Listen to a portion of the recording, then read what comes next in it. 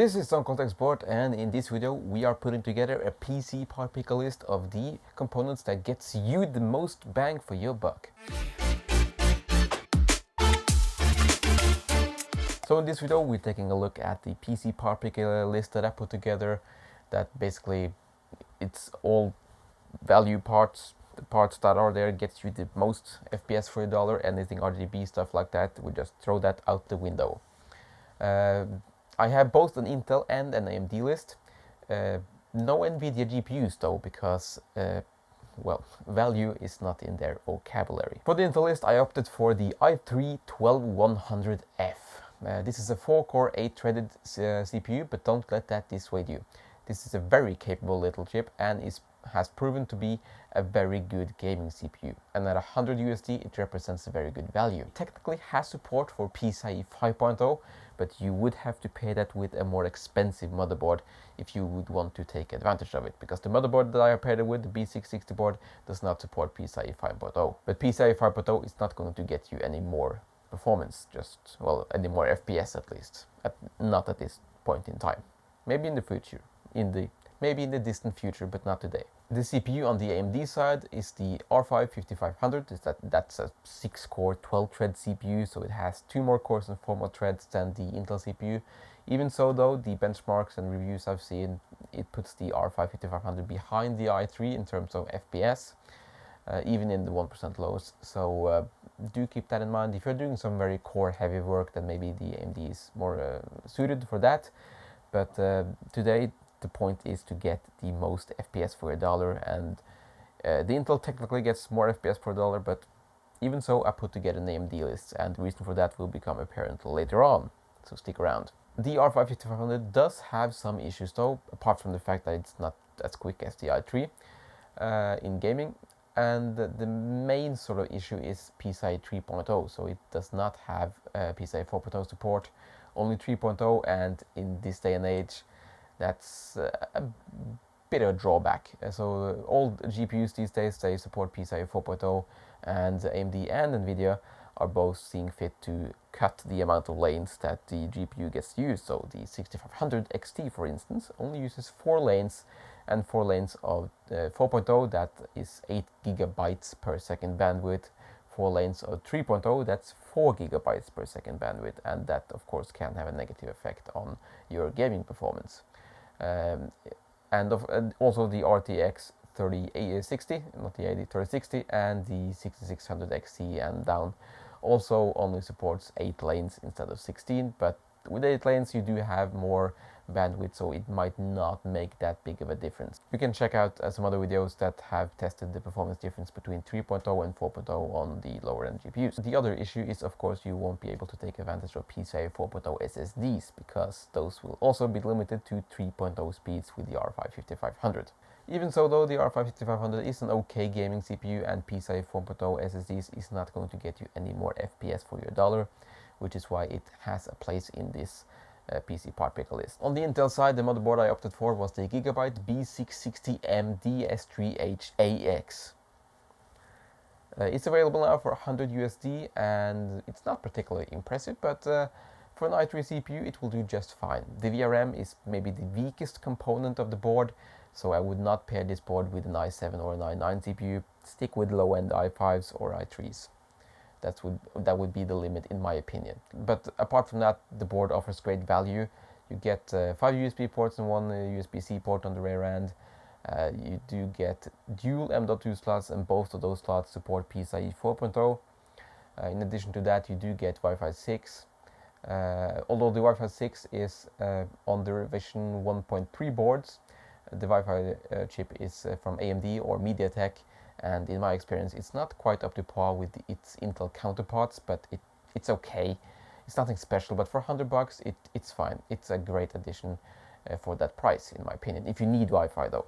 In addition to that, you also get 2.5 gig LAN, which is also very nice. Usually you only get 1 gig on the low-end motherboards, so it's nice to see 2.5 gig at the $100 price point. If you're willing to spend another $20, the ASRock B660 Steel Legend is now on offer for $120. What it offers compared to this board is, well, first of all, a full ATX form factor. So if you're building in a case In a ATX case, an ATX motherboard may look a bit weird, but it works fine.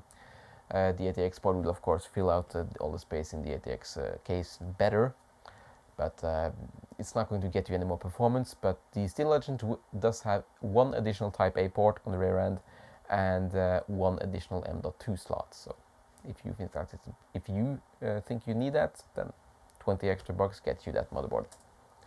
For the AMD list, there is no surprises here. I opted for the B550M Pro 4 motherboard from ASRock.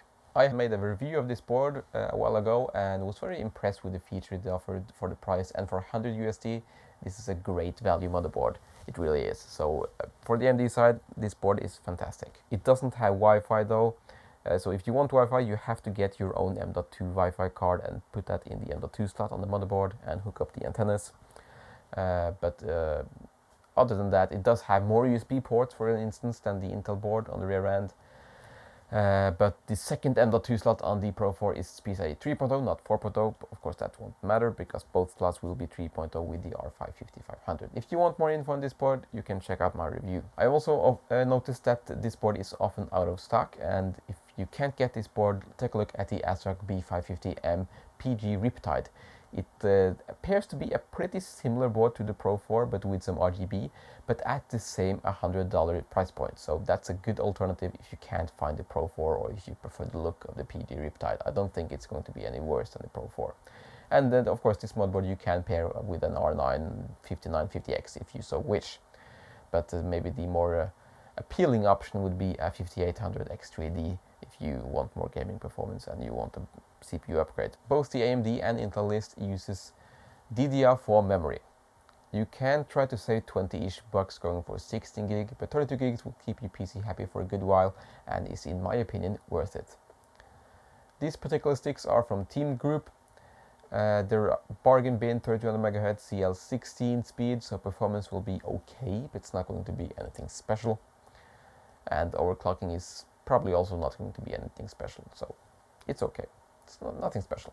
It'll work. At this point in time, NVMe storage is a must, and for this system we have 1 TB of Samsung 970 EVO Plus storage. Samsung knows how to make good SSDs, and this one is no different. This is a PCIe 3.0 drive, but at this time they represent better value than the PCIe 4.0 drives and are not that much slower when it comes to game loading and general purpose usage. If you are writing large files, the PCIe 4.0 has a big advantage though. For general purpose and gaming, 3.0 is okay.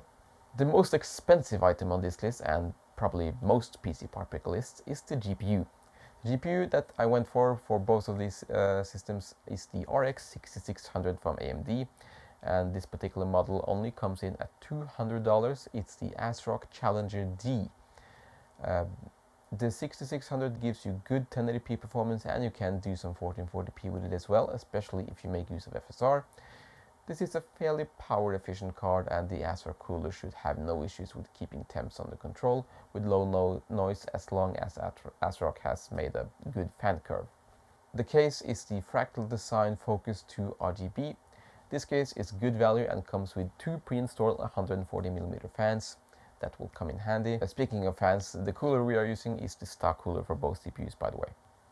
The power supply is a Thermaltake Tough Power GX2 600 watt gold rated power supply. The price seems pretty good right about now, and Thermaltake offers a 5-year warranty. So the power supply is not modular and the cables are not black, so it might not look good, but black cables does not get you any more performance in games. Nor does the modular power supply. So this is my best value pick of April 2023. Total price ends up at about $650 without Windows for both AMD and Intel builds. All the parts are focused at getting you the most performance for your dollar, because times are tough, interest rates are up, inflation is up, so value for money does become more important these days, and that's why I chose to put together this list. And you can of course mix and match or change out specific parts for your needs or your wants. If you want a different case, then by all means buy a different case. It doesn't really matter. But I figured if you stick to 650 bucks, then you get a decent gaming PC for your money. The other alternative is of course to get a PS5 or an Xbox Series X. That's also a way to go. That's it for this video. Thank you so much for watching. If you want to support the channel, you can of course subscribe, like, use the affiliate links, or just share the video with someone you think might be interested. But that's it for me. See you next time.